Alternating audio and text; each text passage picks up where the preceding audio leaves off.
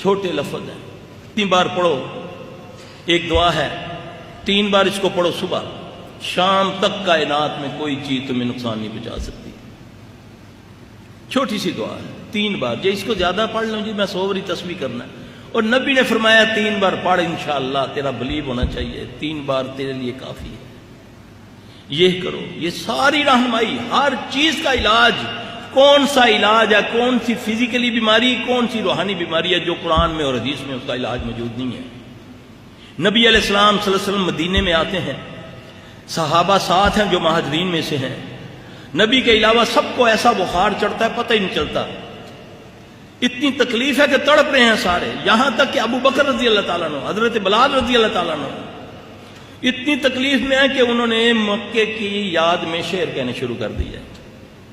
اللہ کے نبی صلی اللہ علیہ وسلم پریشان ہوتے ہیں، آپ صلی اللہ علیہ وسلم دعا فرماتے ہیں، اے اللہ مدینے کی فضا کو مکے جیسا کر دے، بلکہ اس سے بھی بہتر کر دے، مدینے کے سا میں برکت ڈال دے، یعنی کہ اس کے تول میں، اس کے رزق میں برکت ڈال دے۔ اے اللہ مدینے کا بخار جوفہ میں لے جا، ہے نا مدینے میں جوفہ ایک وادی ہے نا۔ اب بیمار صحابہ ہو رہے ہیں، نبی دعا کیا فرما رہے ہیں؟ اب اللہ کے نبی صلی اللہ علیہ وسلم کی عادت مبارک تھی، آپ فجر کے بعد صحابہ سے خواب سنا کرتے تھے، جس کا صحیح ہوتا اس کو شکرانے کا کہتے، جس کا کوئی غلط ہوتا تو آپ اس کے لیے اس کے زائل کا طریقہ بتاتے کہ اس کو زائل کر لو، کیونکہ آپ صلی اللہ علیہ وسلم نے فرمایا اچھا خواب اللہ کی طرف سے ہے، برا خواب شیطان کی طرف سے ہے۔ اب برے خواب کو زائل کرنے کا طریقہ بڑا آسان ہے۔ صحابی کہتا جب سے میں نے یہ اپنایا پہاڑ جیسے بھی خوابوں کے بارے میں میرے دل میں کوئی خوف ہی نہیں رہا۔ اب ہمیں جو بتایا گیا، ہم جب بھی کسی سے پوچھیں، کسی بھی بھائی سے کوئی علم والا تھوڑا سا ہو تو بس جی اعوذ باللہ پڑھ لیا کرو، تھو تھو کر لیا کرو۔ اب حدیث کچھ اور بتا رہی ہے، میں کچھ اور بتا رہا ہوں۔ پہلے آپ تھتکاریں گے الٹے کندھے پر تھو تھو تھو کر کے، اس کے خواب کا تصور کر کے، پھر ایک دعا ہے اعوذ باللہ من شر الشیطان وشرہ، اعوذ باللہ من شر الشیطان وشرہ، اس کو 3 بار پڑھیں گے، اس خواب کا اثر زائل ہو گیا۔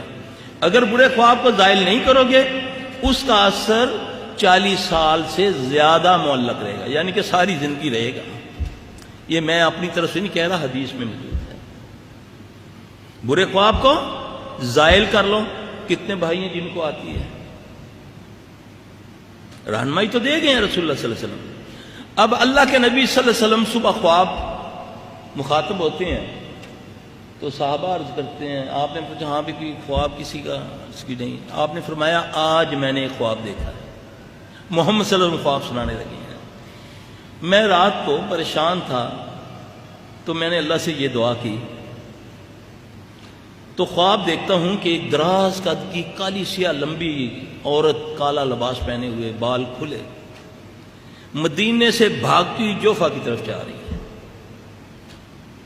یہ نقطہ سمجھیے میرے بھائی، ہم اپنی کم علمی میں تو اس کو خاص کر جو ہمارے بھائی علم والے آپ کہلاتے ہیں، زیادہ تر اللہ ماشاءاللہ سب تو نہیں، وہ جہالت کے انداز سے ان چیزوں کو رد کر دیتے ہیں۔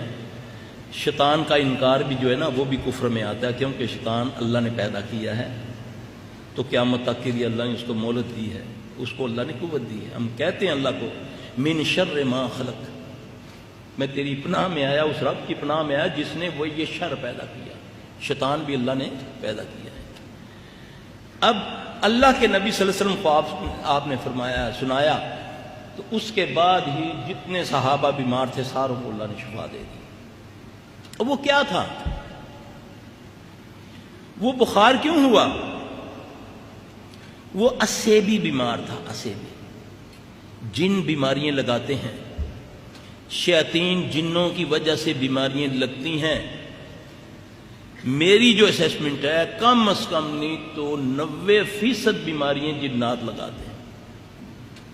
وہ بیماریاں جن کو میڈیکل سائنس ثابت نہیں کر سکتی۔ آدمی کو بیماری موجود ہے لیکن وہ وہاں ہاتھ اٹھا لیتے ہیں، نہیں جی ہمیں سمجھ نہیں آ رہی، ٹیسٹ سارے صحیح ہیں۔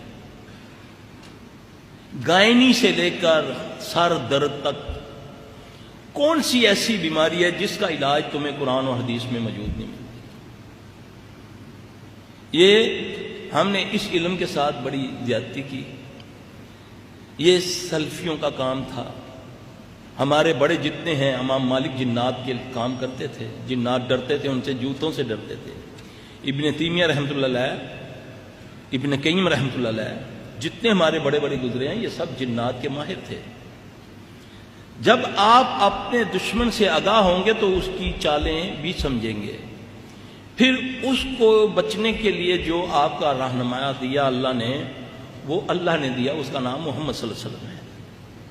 اب بعض لوگ آ کر کسی کو کہو نا کہ یار فلانے کے گھر سے چیزیں چوری ہو جاتی ہیں، پتہ نہیں چلتا، اور نہیں کوئی اس بچے نے چوری کر لیتی ہے. ایسا ہی ہوتا ہے نا، شیطان ادھر آنے نہیں دیتا. صحابی سے بڑھ کر جس کے پاس نبی کی امانت ہے، قصہ سنا ہوا نا آپ نے، وہ واقعہ سنا ہوا نا حضرت ابو ہریرہ رضی اللہ عنہ کا. اس میں بھی ہم نے اس حدیث کے ساتھ کوتاہی کی، اس میں کمی کر دی ہم نے. وہ پوری حدیث جو تفسیر ابن کثیر کے اندر ہے وہ اس طرح ہے، یعنی کہ جب تک آپ کسی بات کو، کسی آیت کو پورا انداز سے بیان نہیں کریں گے وہ سمجھ نہیں آئے گی. اپنے مطلب کا یا اکتاہٹ کے ساتھ وہ جو تمہیں سمجھ نہیں آئی وہ اس حصے کو کاٹ کے آگے بیان کریں گے. تو علم رکھتے ہوئے نہیں سمجھ سکتا تو جو اس کو کم علم والے پڑھیں گے اس کو کیسے سمجھ آئے گی؟ نبی کی بات کو منعن جیسے ہے سمجھاؤ. ہو سکتا ہے کہ اللہ جس نے تو نے لکھا تجھے نہ وہ سمجھ دی ہو، جو پڑھے اس کو اللہ سمجھ دے دے، کیونکہ علم کسی کی وراثت نہیں ہے، یہ اللہ کی عطا ہے، جسے چاہے وہ عطا کر دے. اب وہ حدیث اس طرح ہے کہ ابو ہریرہ رضی اللہ عنہ کے پاس اللہ کے نبی نے امانتیں رکھوائیں جس میں فطرانہ اور صدقات تھے. تو وہ روزانہ پہرا تو صحیح دے رہے ہیں لیکن پریشان ہیں کہ مال کم ہوتا جا رہا ہے، بڑے پریشان ہیں. اللہ کے نبی کی خدمت میں حاضر ہوتے ہیں، عرض کرتے ہیں یا رسول اللہ صلی اللہ علیہ وسلم میں تو بڑی تنہائی سے دیتا ہوں، پہرا دیتا ہوں، مگر مجھے نہیں سمجھ آ رہی کہ مال کم ہوتا جا رہا ہے. رسول اللہ صلی اللہ علیہ وسلم نے اسے فرمایا کہ تو یہ پڑھ، سبحان من سخر قال محمد صلی اللہ علیہ وآلہ وسلم. یہ لفظ پڑھے. ابو ہریرہ رضی اللہ عنہ فرماتے ہیں کہ میں نے ان لفظوں کو پڑھنا شروع کیا تو کیا دیکھتا ہوں کہ ایک بندہ چادر بچھا کے مال سمیٹ رہا ہے. اس سے پہلے اس کو نظر نہیں آیا. انسانی روپ میں نے جب اس کو پڑھنا شروع کیا سبحان من سخر قال محمد صلی اللہ علیہ وآلہ وسلم، تو کیا دیکھتا ہوں کہ ایک بندہ چادر بچھا کر مال کو سمیٹ رہا ہے. میں نے اس کو پکڑ لیا. اب وہ رونے لگا، پیٹنے لگا، غریب ہوں چھوڑ دے. میں نے ترس کھایا، چھوڑ دیا. رسول اللہ صلی اللہ علیہ وسلم نے مجھ سے پوچھا، میں نے یہ ماجرا بتایا. آپ نے فرمایا ہو سکتا ہے کہ وہ تیرا مہمان آج پھر آئے. پھر دوسرے دن اسی طرح کا واقعہ ہوا. پھر آپ صلی اللہ علیہ وسلم کو عرض کی تو آپ نے فرمایا ممکن ہے کہ وہ آج بھی آئے. تیسرے دن پکڑا، بڑا اس کو شدت سے رونے لگا. اچھا ایسا کرو، میں تمہیں کچھ ایسے کلمے سکھاتا ہوں کہ اگر تم اس کو پڑھ لیا کرو گے تو میں نہیں آؤں گا. صحابی رسول نہیں پہچان سکے یہ ماجرا کیا ہے جب تک نبی رہنمائی نہیں فرما رہے.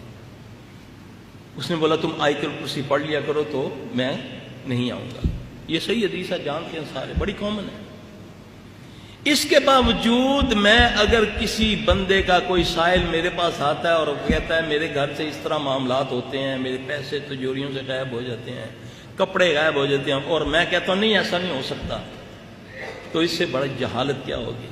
اس کا علاج بھی بتا رہا ہے نبی صلی اللہ علیہ وسلم کے ذریعے ہمیں، وہ بتا بھی رہا ہے، اس کے سورسز بھی بتا رہا ہے کہ کس طریقے سے ایسے ہوتا ہے. یہ علیحدہ بات ہے کہ میں نے اس کام پر محنت ہی نہیں کی، میں نے تو اس پر خیانت کی، اور آج یہ حال ہے کہ لوگ آستانے آباد ہیں. کیا کیا ہو رہا ہے لوگوں کے ساتھ. جو مجبور ہے وہ کیا کرنے کے لیے نہیں تیار ہو جاتا. کتنے لوگ تقوی لے ہیں، ورنہ تو اولاد کی خاطر میں نے اللہ کی قسم لوگوں کو ہندوؤں کے پاس جاتے، اولاد اہل حدیثوں کو دیکھا ہے ہندوؤں کے پاس جا کر علاج کروا رہے ہیں، دوسرے رافضیوں کے پاس، گندے ترین عقیدے عیسائیوں کے پاس لوگ جا کر علاج. بھئی ان کو تم کہتے ہو یہ کرتے ہو وہ کرتے ہو، پہلے ان سے پوچھو تمہیں مسئلہ کیا ہے. اب ایک بندہ ہے، اس کے بچے کو تکلیف ہے، اس کی بچی کو تکلیف ہے، اس کی بچی کپڑے پھاڑتی ہے، برہنہ ہو کر چھت پہ چڑھ جاتی ہے، درخت پہ چڑھ جاتی ہے، وہ عزت دار آدمی ہے، وہ کیا کرے گا؟ وہ کیا کرے گا؟ کسی نے بولا جی فلاں مزار پر لے جاؤ اس کو، جا کر وہاں جمعرات کو دھمال ڈلوایا کرو تو یہ ٹھیک ہو جائے گی۔ اور وہ اچھا بھلا پڑھا لکھا بندہ، سمجھدار، ٹھیک ٹھاک افیسر، وہ یہ کام کرتا ہے، اور دوسرا بندہ اس سے پوچھتا ہے یہ آپ کیا پڑھے لکھے آدمی یہ کیا جہالت والا کام کرتے ہیں؟ وہ کیا کہے گا؟ وہ کہے گا جی میرا تو یہ مسئلہ ہے، یا ہم اس کا کوئی متبادل بتا دو، جس جمعرات کو میں وہاں دھمال نہیں ڈلواتا، پھر ساری پورا ہفتہ یہ برہنہ ہو کر بھاگتی رہتی ہے۔ اگر آپ نے اس کو اس سے روکنا ہے تو اس کا متبادل دیں جو آپ کے پاس موجود ہے قرآن و حدیث میں۔ قرآن میں سب کچھ ہے، حدیث میں سب کچھ ہے، لیکن میں نے اس علم کے ساتھ زیادتی کی۔ اس کی وجہ سے آج ہند و پاک کیا پوری دنیا میں شرک و بدعت، جس کو شیطان ایک کو پکڑتا ہے اس کو القاء کرتا ہے کہ تم فلاں کے پاس جاؤ، وہ اس کے پاس جاتا ہے، اس کو چھوڑ دیتا ہے۔ کوئی شعبدے بازی لے کر بیٹھا ہوا ہے، کوئی کیمیا گری سے کہ لوگوں کو قائل کر رہا ہے، وہ اپنی معمولی سا ایک چھوٹا سا کرتب دکھاتا ہے جس سے وہ اس رب جو آسمان و زمین کا بنانے والا اس سے ایمان ہٹا کر اس پر لے آتا ہے کہ یہ دیکھو میں نے یہ کر دیا۔ یہ ساری چیزیں میرے بھائی، یہ صرف ہمارا نبی سے دوری، اللہ کے دین سے دوری، دنیا کی محبت، آخرت کی چاہت نکال کر، اور پھر اس کے بعد ہم نے ریڈی میڈ سسٹم اس کو سمجھ لیا۔ اس کام کے لیے مولوی صاحب آپ کچھ کریں، ہم تو مصروف لوگ ہیں، ہاں جی، وہ پھر ایسے لوگ اس میں آگے کہ وہ کہتے ہیں ٹھیک ہے جی ہم ہی کریں گے، یہ آپ کا کام ہی نہیں ہے۔ پیسہ بھی گیا، عزت بھی گئی، اور سب سے بڑی بات جو شیخ نے فرمایا ایمان بھی گیا۔ نہیں جی اب مجبوری کی حالت ہے، اگر ہم نے انہوں نے یہ عمل کروایا ہے ہم سے تو ہم مجبور تھے بھائی، اگر ہم نے یہ عمل کر دیا ہے تو اللہ سے معافی مانگ رہے ہیں۔ اضطراری کیفیت میں تو سور بھی کھانا جائز ہو جاتا ہے، پھر یہ دلیلیں گڑتا ہے، حالانکہ یقین جانیں اللہ کی قسم قرآن و حدیث میں ہر بیماری ہر چیز کا علاج موجود ہے، صرف آپ اس کو تھوڑا سا سمجھیں، اور اللہ ہمیں سمجھانے کی توفیق دے، ہم سمجھیں بھی اور سمجھائیں بھی۔ دیکھیں رسول اللہ صلی اللہ علیہ وسلم نے فرمایا اس گھر سے کبھی خیر ختم نہیں ہوتی، اس گھر سے کبھی خیر ختم نہیں ہوتی جس گھر میں ہاتھ دھو کر کھانا کھایا جائے اور کھانے کے بعد ہاتھ دھوئے جائیں۔ اب کوئی معمولی عمل ہے یہ؟ بتانے والے رسول اللہ صلی اللہ علیہ وسلم ہیں، اور لفظ کتنا بڑا ہے کہ اس گھر سے کبھی خیر ختم نہیں ہوگی جس گھر میں کھانا کھانے سے پہلے ہاتھ دھوئے جائیں اور کھانے کے بعد ہاتھ کو دھویا جائے، بلکہ ایک حدیث میں ہے کہ جس میں کلی کی جائے۔ آپ کتنی بڑی گارنٹی کون دے رہے ہیں؟ محمد صلی اللہ علیہ وسلم۔ آپ نے فرمایا صبح جب تم فجر کی نماز کے بعد 3 بار اس کو پڑھ لو، بسم اللہ الذی لا یضر مع اسمہ شیء فی الارض ولا فی السماء وهو السمیع العلیم، جو اس کو 3 بار پڑھ لے گا، صبح سے شام تک کوئی چیز اس کو زمین و اسمان میں اس کو ضر نہیں پہنچائے گی، کوئی جادو، کوئی ٹونا، کوئی نظر، کوئی بم، کوئی کچھ، انشاءاللہ ہمارا ایمان ہے۔ اس پر گارنٹی کس نے فرمائی؟ محمد صلی اللہ علیہ وسلم نے۔ کتنے ہمارے بھائی ہیں جو پڑھتے ہیں؟ آپ نے فرمایا جس نے صبح کی نماز پڑھ لی جماعت کے ساتھ وقت پر، اللہ کی طرف سے اس پر گارنٹی آ جاتی ہے کہ اے بندے تو میری ایمان میں آ گیا۔ جو نہیں پڑھتا شیطان اس کے کان میں آ کے پیشاب کر دیتا ہے، یہ حدیث ہے۔ جو نہیں پڑھتا فجر کی نماز، شیطان اس کے کان میں آ کے پیشاب کر دیتا ہے۔ یہ کہاوتیں نہیں ہیں، جیسے آپ نے فرمایا نا کہ بسم اللہ سے کھانے سے پہلے بسم اللہ پڑھ لیا کرو، سیدھے ہاتھ سے کھایا کرو۔ جو بسم اللہ نہیں پڑھتا بلکہ شیطان بھی اس کے ساتھ کھانا کھاتا ہے، ریئلی جنات اس کے ساتھ کھانا کھاتے ہیں، شیطان جن ہوتے ہیں نا وہ کھاتے ہیں، ہمیں نظر نہیں آتے۔ ہم کہتے ہیں نا ہمارے گھروں میں برکتیں نہیں ہیں، پیسے بڑے کماتے ہیں لیکن سمجھ ہی نہیں آتی کہاں جاتا ہے، خیریں خیریں ملیں گی صرف محمد صلی اللہ علیہ وسلم کی باتوں پر عمل کر کے. یہ تکلیفیں بیماریاں